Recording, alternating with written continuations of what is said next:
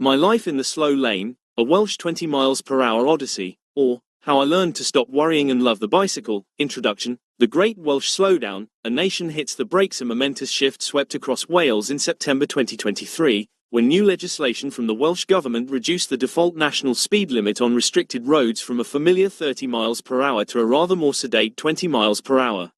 This was not merely a tweak to the highway code, it was a seismic shift in the very fabric of Welsh motoring, a collective downshift heard across the valleys and beyond. The initial reaction from Welsh motorists was, to put it mildly, a collective gasp followed by a sudden, existential dread. This ambitious move, primarily intended to improve road safety and reduce collisions, was met with substantial resistance from the public. Evidence of this widespread discontent manifested visibly in rampant vandalism of the newly installed speed limit signs, costing upwards of £32 million in replacements and repairs. The public outcry reflected deep-seated frustrations and a refusal to adapt to the new speed constraints.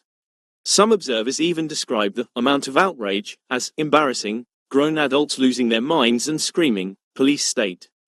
This immediate and visceral public reaction, including a widespread refusal to adapt, suggested a significant disconnect between the policymakers' intentions and the daily experiences of citizens. The intensity of this response, with some even resorting to vandalism and accusations of a police state, indicated that the policy's rollout was not merely a legislative adjustment but a profound cultural shock. This disproportionate emotional reaction to a seemingly minor speed reduction, where a perceived infringement on personal liberty trumped the practical implications, sets a rich stage for comedic exploration, highlighting the sheer absurdity of such extreme responses. It was, to put it mildly, a policy that divided a nation. This wasn't just about speed, it was about the unexpected, often hilarious, realities of life at a snail's pace. The blanket application of the 20 miles per hour limit, rather than a targeted approach, became a core driver of both frustration and comedic absurdity. While there was some consensus for 20 miles per hour around sensitive areas like schools, hospitals, or narrow streets, the default nature meant local governments often overused it, applying the limit to long stretches of relatively safe roads, or even country road, fields either side. And it's 20 miles per hour. No people. This indiscriminate application diluted the perceived legitimacy of the limit among drivers. When a speed limit is imposed on a road that motorists intuitively perceive as safe for higher speeds, it undermines the rationale behind the regulation. This erosion of credibility fostered widespread non-compliance and created situations where compliant drivers felt absurdly slow, providing ample material for satirical commentary. Get ready for a chuckle, because the road ahead is anything but fast. The cruise control conundrum. My new co-pilot, Barry. Before September 2023, cruise control was reserved for motorways, for those long, monotonous stretches of asphalt where one could truly relax and let the car do the work. Now, in the brave new world of Welsh motoring, it has become an essential urban driving aid. Why? Because maintaining a precise 20 miles per hour is less about driving and more about performing an Olympic-level feat of right-foot dexterity. One moment of distraction, a fleeting glance at a particularly fluffy sheep, and suddenly a vehicle is accidentally doing 22 miles per hour, risking a large fine and 3 penalty points. It's akin to attempting to walk a tightrope across a puddle, utterly unnecessary, yet fraught with peril. Driving at this speed felt glacially slow to be tootling along downhill, clearly able to see a long way and having to chug along at 20 miles per hour. The vehicle, bless its internal combustion heart, seems utterly bewildered by this new, leisurely pace. At 20 miles per hour, it's a constant battle between second and third gear, a mechanical tug-of-war for optimal performance. The dashboard, a loyal but increasingly nagging companion, relentlessly suggests downshifting to second gear, but then the driver feels they have less control. It's a Goldilocks problem, too slow for third and too fast for second, leading to excessive revs, and an engine that sounds less like a finely tuned machine and more like a grumpy badger attempting to clear its throat. Many drivers claim this constant gear shifting wastes petrol, and some even assert that the only vehicles capable of comfortably doing 20 miles per hour are EVs. This creates a humorous tension with the government's stated claims of reduced emissions and improved air quality. The practical reality for many motorists, particularly those with older internal combustion engine vehicles not optimized for such consistent low speeds, is that the policy introduces an economic inefficiency and a technological mismatch. This situation, where a policy aiming for environmental benefits potentially increases fuel consumption for a large segment of the driving population, humorously undermines some of its stated goals and highlights a potential bias towards newer, electric vehicle technology. The mental gymnastics required to maintain a precise 20 miles per hour are, ironically, a genuine safety concern. Drivers find themselves constantly staring at the speedo. One motorist even worried about having an accident due to so much time looking down at my speedo. The fear of fines for minor infractions compels this meticulous monitoring. This intense focus on the speedometer, while ostensibly aimed at improving safety, inadvertently shifts driver attention away from the road, creating a comedic, yet concerning, paradox where a safety measure might paradoxically introduce new risks. The absurdity of a safety policy potentially making drivers less aware of their surroundings is a key source of humor, as it highlights the unintended counterproductive effects that can arise when policies impose a driving behavior that is unnatural or difficult to maintain without excessive concentration. One driver recounted, "I seemed to default to 27 miles per hour, kept looking at the speedo, reducing my speed, looking in the mirror at the vans, then lorries, then trucks, trying to push me faster by breathing on my number plate.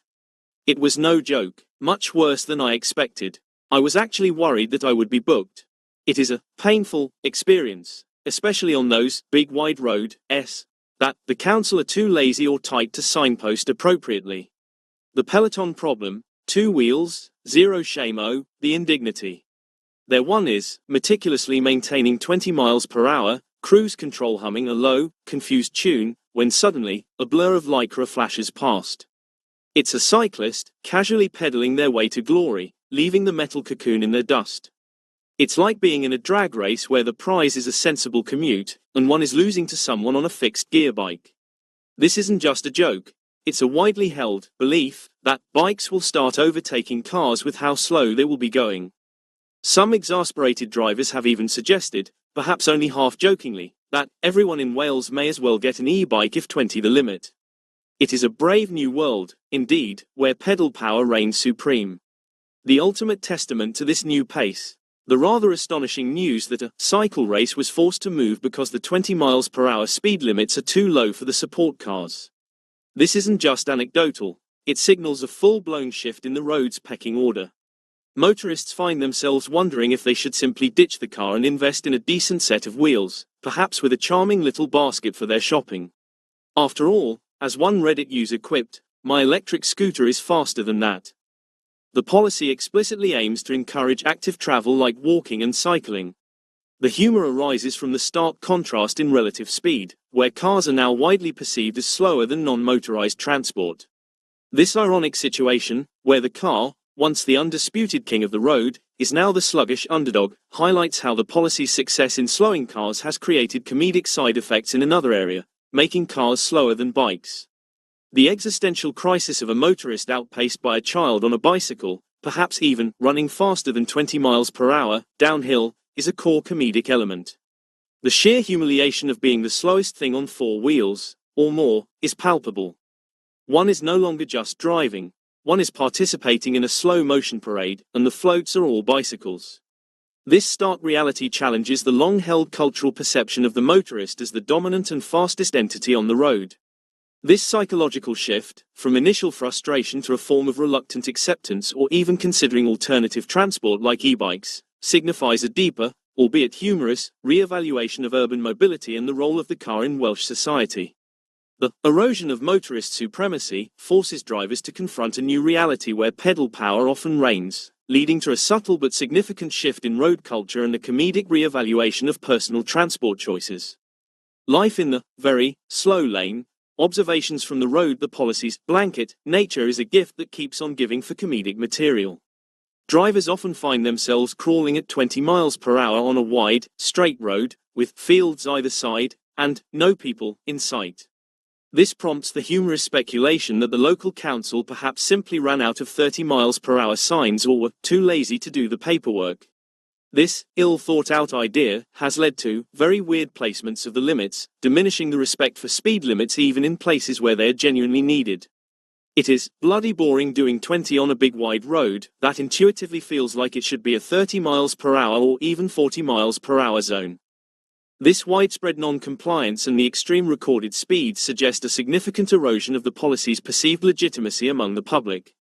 When speed limits are applied indiscriminately to roads that drivers intuitively feel are safe for higher speeds, it fosters a culture of selective adherence, undermining the very concept of speed limits and creating a humorous us versus them dynamic between compliant and non-compliant drivers. One particularly witty individual perfectly encapsulated the new reality. It's like driving around Center Parks. And they're not wrong. One half expects to see families cycling past with picnic baskets, or perhaps a deer casually strolling across the road, knowing full well that a collision at this velocity would likely result in nothing more than a gentle nudge. The slower pace means more time to observe, and what is observed is often absurd.